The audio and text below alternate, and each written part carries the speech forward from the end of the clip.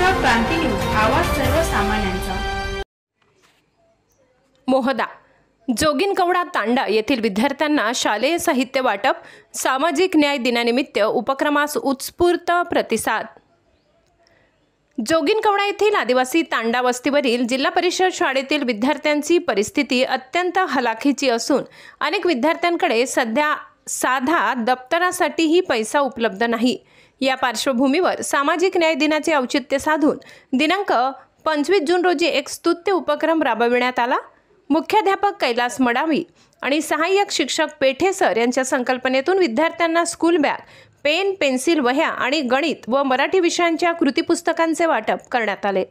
विद्यार्थ्यांना शिक्षणात रस निर्माण व्हावा आणि त्यांचा पायाभूत अभ्यास मजबूत व्हावा यामागचा उद्देश आहे। या कार्यक्रमाच्या अध्यक्षस्थानी शाळा व्यवस्थापन समितीचे अध्यक्ष शंकरजी घोडाम होते। प्रमुख पाहुणे म्हणून उपसरपंच संदीप आडे, पोलीस पाटील पदमजी गिरी, घनश्याम झुमनाके, गोविंद भोयर यांच्यासह पालकवर्ग मोठ्या संख्येने उपस्थित होता। शालेय साहित्य मिळाल्यानंतर विद्यार्थ्यांच्या चेहऱ्यावरचा आनंद पाहण्यासारखा होता। अनेक विद्यार्थ्यांना आयुष्यात प्रथमच स्वतःचे दप्तर मिळाल्याचे समाधान त्यांच्या चेहऱ्यावर स्पष्ट दिसत होते।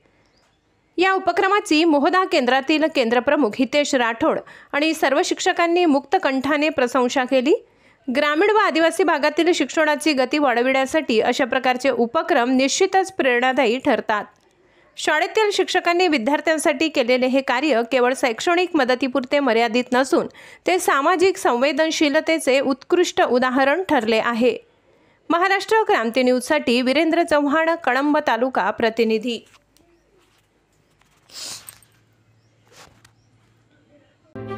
अशाच नवनवीन बातम्या पाहण्यासाठी आमच्या महाराष्ट्र क्रांती न्यूज या YouTube चॅनलला लाईक करा, सबस्क्राईब करा आणि बेल आयकॉनला प्रेस करा।